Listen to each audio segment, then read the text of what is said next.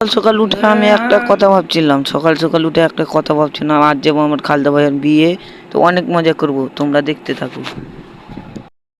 সেজে চলে এলাম, কেমন লাগছে তোমরা বলো। আরে এটা আমার মাথার উপরে কি ঠিক কি? না না, পকেট ফাঁকা, তো আমি এখন টাকাতে শুতে আছি। এখন আমি টাকা নিতে এলাম, দেখছো 5-6 লাখ টাকা এখানে আর পড়া হয়, তো ব্যাংকে কয় করে তা থাকবে।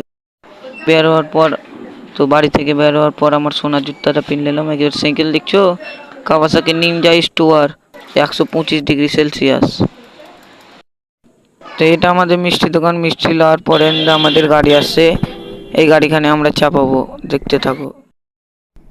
আমাদের ছোকরার ফেলের বড় লোকের বড় বড় ব্যাপার। এবার জামাই দেখো, বিয়ে করতে না যায় ঠেঁই ছুঁইছ দেখে।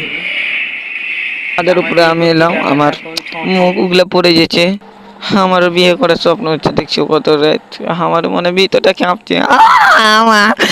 বিয়ে করবো মনের খুশিতে এলাম।